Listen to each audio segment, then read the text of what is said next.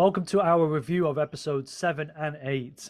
I think we can fit it in because basically nothing happens.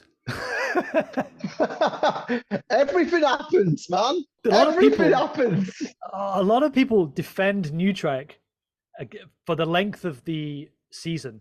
And they say, but if you've only got 10 episodes, then that means every episode can be a great episode. Whereas in TNG, DS9, or any of the old ones, they would say, well, you had a couple of stinkers because they had to produce 26 a year, which is a lot of effort to do. And yet here we are with 7 and 8, which you could either squash it all down to like 20 minutes to a regular episode. Could you? And so some people online are saying you could easily skip 7 and 8. That's 20% of this season. And we were like thinking about episodes 1 and 2 because they were slow as. So you could easily squash 1 and 2 together and just do with 7.5 episodes for this season. Have you ever watched George Carlin where he breaks down the 10 Commandments? You ever seen that skit? That is, no. George Carlin is a famous comedian. He was in Bill and Ted's Bogus Journey as Rufus. Oh, okay. When he gives him the time machine, right? And he does this skit where he's trying to explain the 10 Commandments, saying, okay, some of these rules seem unnecessary. And so he starts like absorbing them into one another. Well, this one is nearly the same as this one. And so you don't need 10. Let's get it down to 9. And this one, for this reason, and for that. And eventually he's like, you just need one rule. He breaks the whole 10 Commandments down so you don't have to live by them all and just say one thing. Just be nice and kind to each other. And I feel like we've got these 10 episodes and you can break them down and squeeze it into something much smaller. These two episodes have so much filler inside them. They've run out. We haven't got enough time right now, but I'd be like, well, how would you do it then? Yeah. Say that again. How would you do it? Well, as I said, I would get these 2 hours down to 20 minutes to board the ship. They used to do this in TNG all the time. Take over the ship, then they've got the ship for a few minutes, and then they kill the bad guys. There's an episode where Picard takes on. Do you remember the Die Hard in space? Remember Die Hard, of course. And then Picard is like, it's like Die Hard on the Enterprise, and he pretends to be Mr. Mott, and he's horse riding, and there's a baryon sweep that has to clean the Enterprise. Do you remember?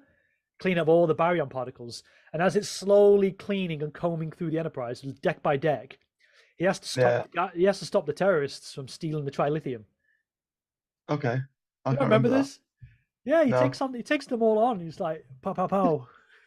Couldn't do that now. And Data on the planet, because the rest of the crew are on the planet just relaxing, and Data learns how to do small talk, and he's behind the poster, like pretending and imitating the commander who looks after the station. He's like, and then Riker introduces him, and he just spends the episode like doing small talk with this commander, and they both don't give in. Oh, don't remember that at all. It's called Starship Mine. I think it's season 5. No, I might have to have a look. I'll have a look. But it's great. Just die hard on the Enterprise. Anyway, let's get to this. Let's get to the We were getting to important it. stuff. We were just saying how to Yeah. rewrite it. So I'm saying you could get Yeah. all this shit done in 20 minutes. Yeah, well, Okay, so the episode begins in the Chintoka scrapyard. Do you even care or know what the Chintoka scrapyard is even alluding to? I'm guessing it's an old place where they had a fight. And there's some old ships there. Is that what it is? I don't know. Okay, so in Deep Space Is that Nine, what it is? yeah, in Deep Space Nine, Woo! there was this star system where sometimes the Dominion had it and then sometimes the Federation had it, and it was called the Chintoka star system. So there was so much fighting there. I guess it's a scrapyard now. And it's like, oh my God, can't you just create something different? Give us a different place name. This universe is so Somewhere to small. hide. Somewhere to hide, yeah. Yeah, but create a new place where they had a battle. But no, they're in Chintoka. That means they're near the Cardassian border. But in an earlier episode, they said, "Oh, we're on the edge of the Alpha Quadrant," and it's like, we don't know where that is. Just fucking show. Everywhere they go is a reference. It has to be. There has to be a reference. Shaka, when the walls fell. This is the one, isn't it, where you sort of learn more about Jack, isn't it? Over the course of 2 hours, barely enough. Barely enough, but it's sort of saying, look at this guy in his red door. This red fucking, which she knows about. Okay, so we'll jump around on this, but Vadic knows everything that Jack is fucking worried about. She knows that there's a red door. She knows that he hasn't opened it, and it's like, how, why? And instead of explaining, she's just like, so you want to open the door, don't you? Is this how a bad guy speaks? She is time wasting. over-animated. Yeah, she's just time wasting. I'm fed up of her little stupid dialogue things, so I'm like, just shut up. Oh, now you're getting upset over it. You're nitpicking it as a normie. Because she's just like the stereotypical bad guy at this point, and it's just like getting a little bit old where nothing seems to be a threat to her. Even when she's like, I think they make a trap for her, don't they, at some point? Yeah, they trap her in episode 7, yes. Yeah. And she just spends 10 minutes on her backstory. A backstory which involves like being in test tubes and being experimented on. And then she takes the form of her captor.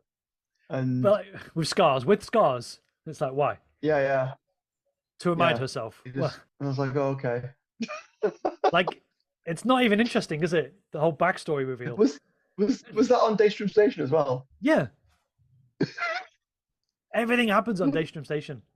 No, but I was talking about before, where it's like there's no personnel on this station, and yet she was probably there on her own, working in these test tubes and stuff.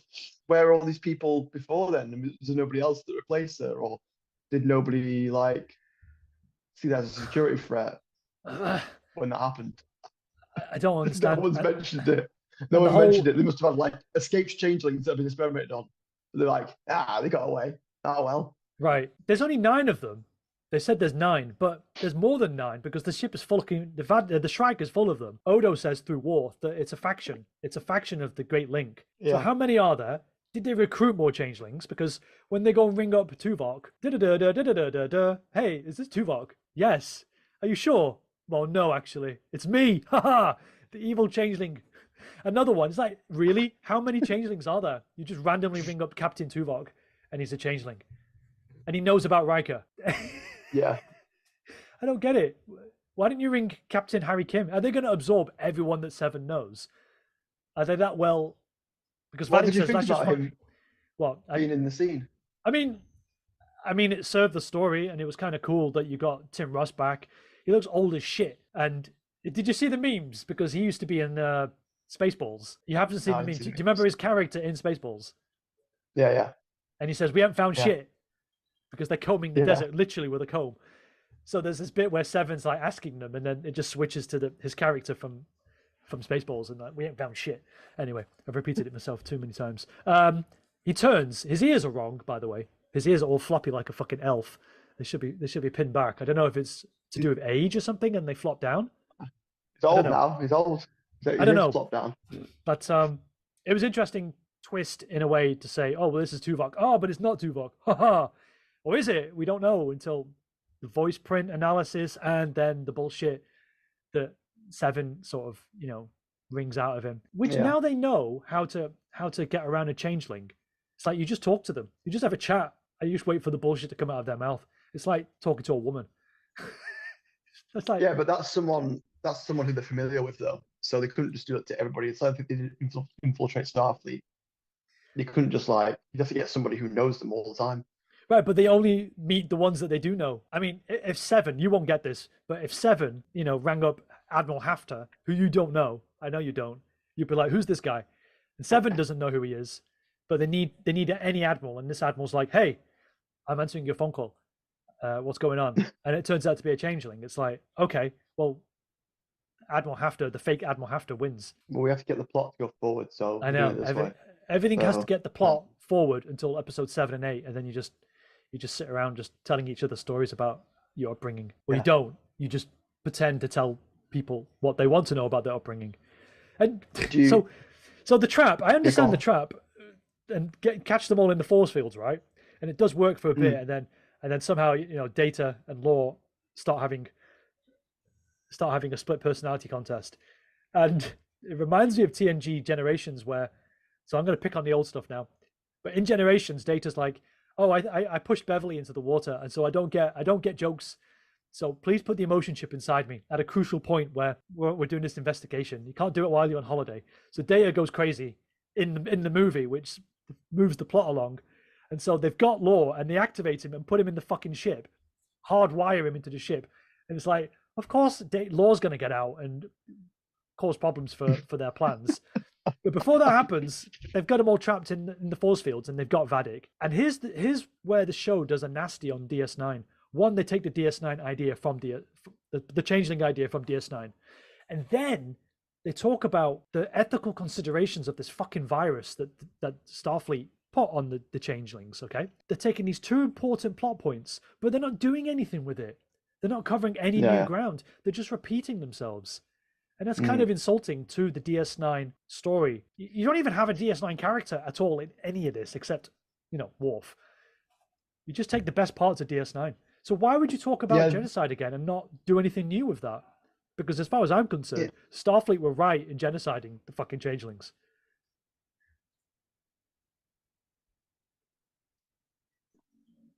And it was Section 31 anyway who did it, not Starfleet. Yeah. So Vadic has got her facts wrong. Why is she taking it out on Starfleet? Why didn't she take it out on Section 31? I mean, technically they are Starfleet. They're not. Yeah, but they don't. The thing is about Section 31, the beauty of it, which New Trek has ruined, is that, everyone knows about them now. In DS9, you didn't know how many there were. It could have just been 3 guys. It could have been 1 ship. You don't know. And they had powerful positions inside Starfleet intelligence, so they were able to pull on the strings. But here, you're just saying it's an entire fucking department, and everyone knows about them. So you've ruined it. The mystique of, was it just 3 guys running around, or was it an actual organization? I'm assuming it's an organization. I always thought it was just a couple of guys running around. No, I assume it would be a whole sort of section of the government, section of Starfleet. Well, since there isn't a lot to go on with these 2 episodes, let me explain something to you about my theory of Section 31. Are you ready? I think it's just 3 guys wandering around. No. I don't... Hear me out. So in Isaac Asimov's Foundation series, which I know you don't know anything about, in that book trilogy, what happens is that this guy predicts the end of humanity, the end of basically the human empire. It does collapse as predicted, and what's left of it is just a shadow of itself. And there's this secret foundation that there's a rumor of, and the foundation keeps the human empire in check because they're tweaking. They have this mathematics that can predict the future or some shit. So they're tweaking things behind the scenes, but they never want to be discovered, and they never want to actually be in control, in obvious control. They're just tweaking things because they're trying to prepare for this collapse, and then they can save all of human knowledge and stuff, and then they can recreate the empire again. Like a time capsule. You can bring it back. Yeah. So, but they take all the most gifted and intelligent people away and they hide somewhere in the galaxy.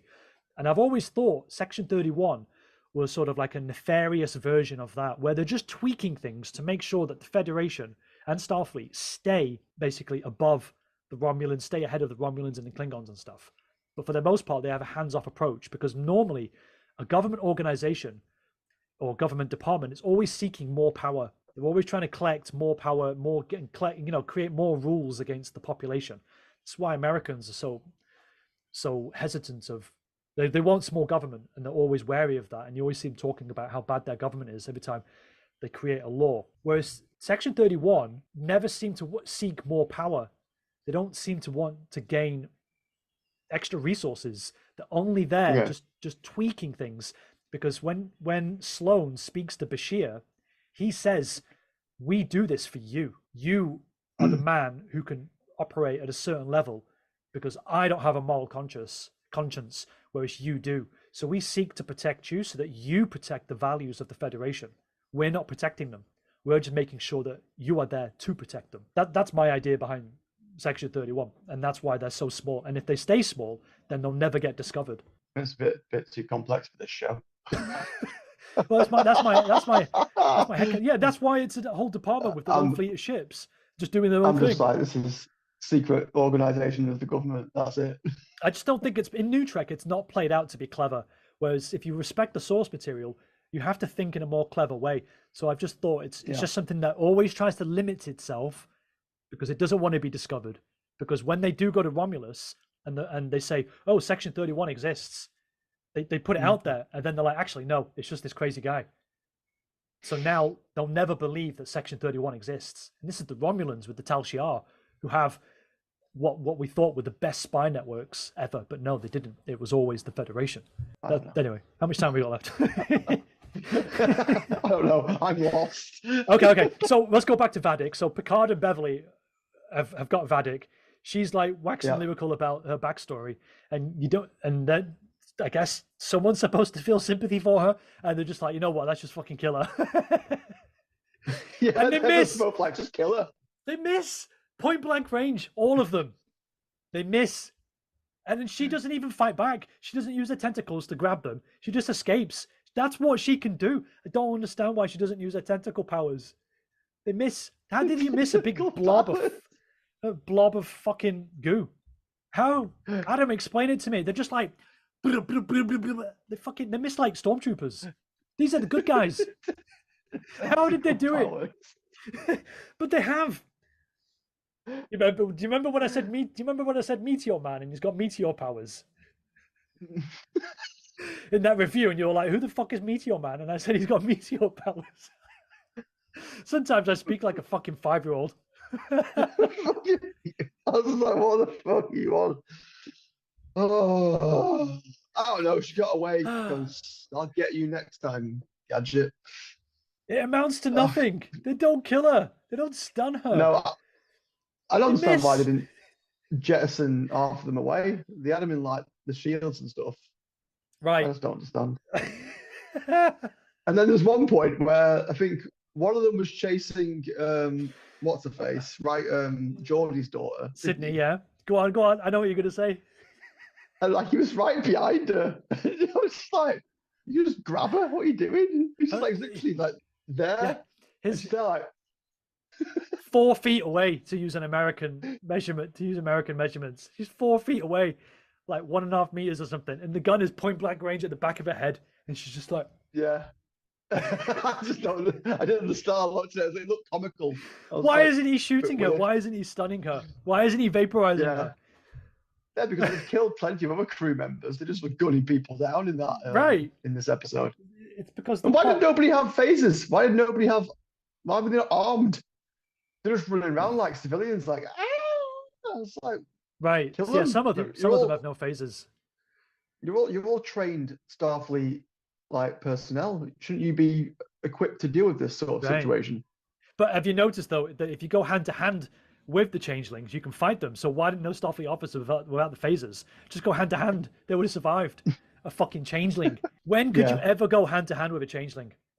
Look what happened to Odo. He got the tentacle wrapped around his neck when he tried to take on the changeling. Do you remember? Because the changeling had tentacle powers. Tentacle powers. They don't do it. These changelings don't shapeshift. What's the fucking point? And then when you shoot them, you can knock them out. But when Shaw shoots them, they knock them down and get back up. The power levels are inconsistent in between each fight scene. Like, what's going on, Adam? There's budget constraint. And then Dickhead Jack, now he can warg. He can warg into people, and it's not been established that he can do that. And then he gets Sydney to fight the big changeling in hand-to-hand combat. Shadow boxes. Yeah.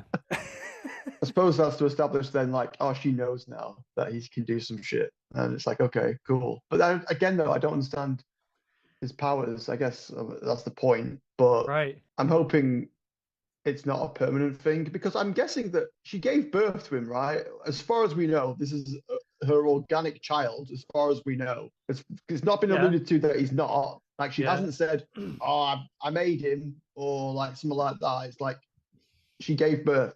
As far as I know, that's what the plot has said.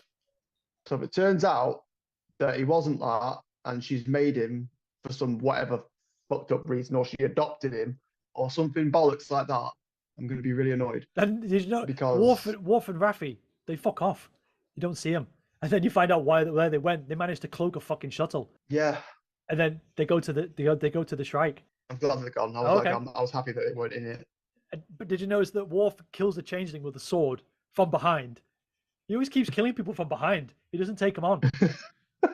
and Major Grin did this video where a Klingon who doesn't kill from the front is like really bad. Not honorable. Yeah, it's not honorable. It's like, why is Worf doing this? He's just like, Kata! Just a cha-cha! Because Worf doesn't give a fuck anymore, okay? He's preaching all this peace stuff, but he's like, I'll kill you. Do you remember that robot? you remember that robot from Futurama who used to stab people? It's just like, haha! It's just, how do you kill a changeling with the sword? It's like, That's what I mean. Yeah, the power levels, like you say, are all over the place. You just don't know. There's no consistency with what they can do and what they can't do.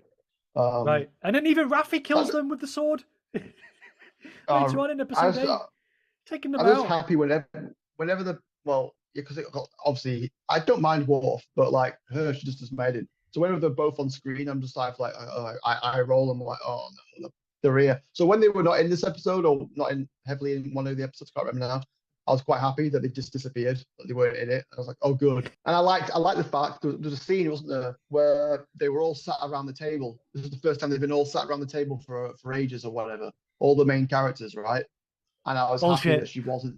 And I was happy that she wasn't there. I was like, good, because that would have ruined it. So I was glad that they were all there. Bullshit. Don't. Why is that bullshit? Why is that bullshit? Why? Because the whole season is just predicated on getting them all around a fucking table. Well, yeah, they won't be around the table, man. Why didn't you make it a poker table? Come on. Why not? Why don't you have what difference does it make? It's all fucking arbitrary. Just have them having a poker table instead of a conference room table. Just be happy with something. Just give us more. I want more member berries. I want more member berries. Just give me the poker table. Just be content with what you've got. Stop being like fucking annoyed. I know. I'm ignorant. Look how entitled I sound. Look how you are entitled I am. Why aren't they doing this? Why aren't they doing that? Yeah, why not? Yeah. Why aren't they under Defiance with a poker table? Huh? Yeah. Why is the poker table not on the actual command deck? Right, exactly. Why isn't the captain's chair next to a poker table? Why are they not all donning the old uniforms that they found in a cupboard or something? And exactly. They all have the old uniforms. Why don't they cosplay? Speaking of cosplaying, sure, when Vadic eventually does take the ship and she's just dicking around the bridge, he doesn't do anything as a captain. And here's an argument to get rid of him as a character, because that could have been Riker, and him as the captain in a hostage situation should speak up. And he's like, no, don't do anything. And that just enables Picard and everybody else to do their thing. It's so obvious. Yeah. And it's not fair to it's not fair to the Shaw character.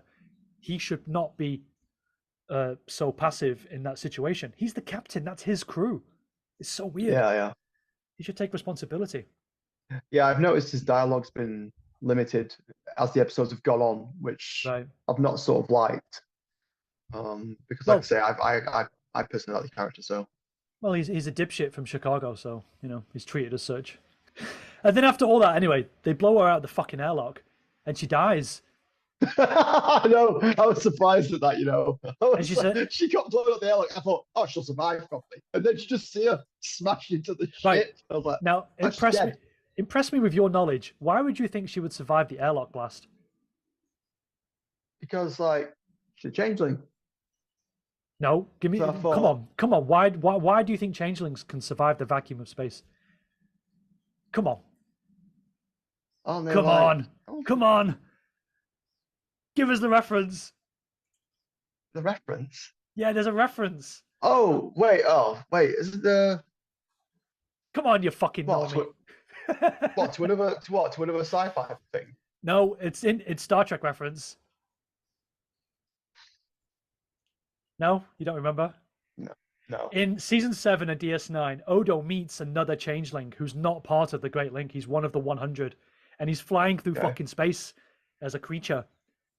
He can survive space. So changelings can survive the vacuum of space. And this one can't. She just breaks into a billion pieces when she hits her own ship. Maybe that's because, but then other fans would argue say, oh, she's been genetically altered, so that's why she can't. But they've weakened her, and they said they empowered her. Well, empowered in some ways, but in some ways not. So again, it's whatever the fucking plot demands. I've thrown back your science logic back with some more science logic. So. No, you didn't. You just told me. You just told me what the plot wants. Well, yeah, that's what the plot wants and demands, and you'll adhere to that and watch it and be happy. Just like just go with the thing with Data and Law. I knew what Data was doing, and I'm not clever. Yeah, I did you see it coming? It's just like, here's my pipe, here's my Sherlock Holmes hat, here's my hologram of Tasha Yar, and he's like, ooh, I'll have that. Ooh, I'll have that. I'll have that. That was kind of funny. I saw it coming. That was kind of funny when Law was just like, fucking, I snitched. Yeah, yeah, I like that. Right, but it was pretty simple, and it didn't really say anything. That could have been a whole episode all by itself, and Yeah. nothing was done with it. There's no moral investigation. There's no morality play. It's just Data needs to defeat Law, even though we set him up last episode, and then he's gone in this episode, and that's it. Done. We just got rid of him. There's no thematic element to it. Just like with Vadic, there's no theme to this. It's such a waste, and yet you could theme something out. You could with another draft of this script, you could write something. I just don't know where it's going to go now. So they've got 2 episodes left. They've got the what's it, that parade thing, whatever the hell is going on, the Frontier celebration day or Frontier Day. Do you know what they're celebrating? I don't know, all things Starfleet. Because Frontier Day actually has a meaning, and yet they don't explain it in the show. The fucking Terry Matalis and Dave Blass are explaining it on Twitter. Is it something to do with the Dominion War or whatever? Nope. Okay. So I was just guessing it was just celebrating Starfleet as a whole. In the history. You're close. Starfleet, I guess. It's basically celebrating the launch of the NX-01, which was Captain Archer's ship. Oh, okay. Right, which you saw in episode 6, by the way. The refit version, which you should have seen in season 5 of Enterprise if it was going to be a season. Did you know that shit? Huh? No, I did. Yeah, I did. I did know that. Yeah, I did. Yeah, because I watched a video on it. So we're supposed to be celebrating Captain Archer's launch. We don't know why they want Picard's body. For 8 episodes, we still don't know. And then we don't know what they want with Jack, still after 8 episodes. We don't know what Frontier Day is unless you go and fucking check on Twitter. What are the stakes to this show? Why should I care? Why do they want Jack? We don't know. There's no stakes. And yet, if you watch Nemesis, which is probably one of the worst of the movies or generations, you know the stakes within the first 30 minutes. It's so weird. Why would this be allowed? You know, I can't invest in the show. They've always got a problem with like their antagonists. They're always like, it's always sort of a sort of replicant of Khan and stuff like that. So it's like they always go off Khan as the basis. So it's always a villain that's got like a problem with the Federation, and then they've always got a big ship with a weird crew, and then they've got a super weapon, and they're always angry about something, and that's all their motive is. They're just angry, and they want to like kill everybody. that seems to be the motive of every Star Trek villain. There's no like, do you know what I mean? None of them have been memorable, really. So, some guy on Twitter, he said, "Get this right." Yeah. He said, "Vadic is such a great character. In fact, she's probably the best villain ever in Star Trek." Is that someone like me? Better than? Are you telling me better than Khan? Better than Golda Cat? Really? Really? Who are these people? The best antagonist in people who watch Trek it, they don't know. They don't know, JJ. They don't know. But even if that was, even if there's just nothing there to substantiate that claim. What was the thing that makes her memorable? General Chang would quote fucking Shakespeare while trying to kill you. Khan had a history. He was genetically engineered, and he quoted Shakespeare when he was trying to kill you. He was so merciless. He was so clever, but he just wanted pure revenge. That was his motive. What is Vadic's motive? We don't know. And then Golda Cat, you watch this guy just turn over 7 seasons. Either sometimes he was a good guy, sometimes he was the antagonist, then he went fucking crazy, power mad. It was an amazing story arc. Better than Golda Cat? Get the fuck out of here. Who are these normies? Some people are like, oh my god, Lizzo was in Star Wars. Oh my god, it's so amazing. Lizzo and Jack Black together. This is amazing. Fuck off. That's just another thing. That's another thing. We don't who have are to these talk about people? that, but I know, because we're talking about Star Trek, but who are these people who celebrate mediocrity? Why do they celebrate mediocrity, Adam? I don't know. Why are you asking me this? I don't know. No, because you're sort of like half on their side, you cunt. I'm not off at their side. I don't like that crap. You said the show was okay. It's okay. I did. Okay. It is. Can you see yourself watching any of these episodes ever again? Or will you just stick to episode 9 and 10? I bet episode 9 and 10 are really fucking good. And it's just like, Why didn't you just give us episode 9 and 10? Right. You reckon most of the budget's gone in 9 and 10? I reckon I reckon. all the best fan service has been saved. They've been edging us for 8 episodes. You reckon 9 and 10 is going to be the that's it. It's going to be the right. best. And so when you want to do blown all the budget in this. So when you want to do an air quotes rewatch, people will just say, "Oh, it's so great. What episode are you watching? 9. And what episode are you going to watch? What else of them? 10. No one's going to watch episodes 1 through 8. There's nothing there. Nothing of value. There's no replay value. Do you think there's going to be a big battle at the end? Big space yes. Battle? The Enterprise E is going to be there for a start. So the F is going to be there. That's an Odyssey class. If you knew the size of the fucking Odyssey class, oh my god, it's from Star Trek Online. That much I know, but I don't really pay attention to Star Trek Online. It's like having a star. It's like the Enterprise F is so fucking big, it could replace temporarily a starbase. Its bridge is so big, the operational capabilities, it can replace a starbase. That's how ridiculous it is, and it's supposed to be in this show. Big budget for that. So you've got that to look forward to. You've got all the Federation ships that are going to be at Frontier Day to look forward to somehow, and you know there's going to be a fleet battle of some kind. Maybe the Borg will show up. That's what I'm expecting. And the Borg are going to show up. Yeah, definitely. The Borg is going to. It's either a Par Wraith, or a Borg, because his eyes keep glowing red, and the Par Wraith have shown to have eyes that glow red when they absorb you. So is it a Par Wraith Borg? A simulated Par? I don't fucking know. It's going to be some spectacular fucking ending to this, and then you'll get the Enterprise D. This is my naiveness. So what's the Par Wraith Borg? What's that? No, I'm just saying the Par Wraith are the evil wormhole aliens from DS9. Oh god, yeah, those things. Okay. Right, but they were sometimes right. So people are saying it's going to be either the Par Wraith that is inside Jack, or the Borg inside Jack, or it's going to be like some weird fucked up hybrid of the two. I don't know.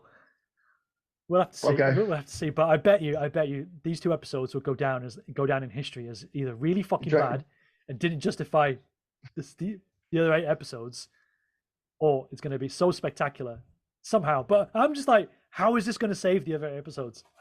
There's no fucking way you can create a decent enough ending. But anyway, go on. Either way, you get a new track. You get a new track at some point.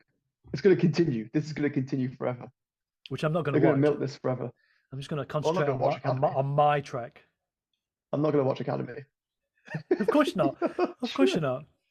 Do you reckon you're going to see Admiral Janeway in this final 2?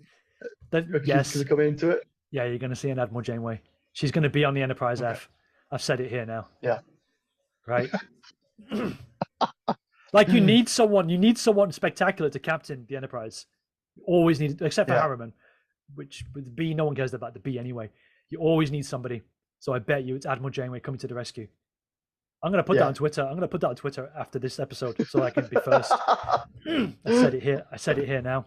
I mean, I've not seen the cast or anything like that. Like, is there any cast rumors or anything like that saying that she's going to be in this? Or no, that's how they kept Rose secret. They just don't. They just kept it a secret. Okay. It was filmed over a year ago. So if it leaks, it would have leaked by now. Yeah. Other than, I mean, what did you think about the interaction between Jack and Beverly? Beverly? I mean, we've only got 2 minutes left, but I mean, they gave it as much attention as they used to give her and Wesley Crusher attention. Although it's interesting that she's got 2 sons now, who are basically so powerful. Wesley Crusher is a Time Lord, and Jack Crusher, whoever or whatever the fuck he is. Wow, we got rid of Wesley. He disappeared out this whole season. But her son was basically Space Jesus, and now her second son is going to be also a Space Jesus of some kind. So, what's the chance of being, able to give birth to 2? Never mind 1. So we'll see what happens when he opens that door, though, because they've opened the door now, haven't they? Finally. Did you see the teaser for it? It's like 90 seconds of them trying to open the door still.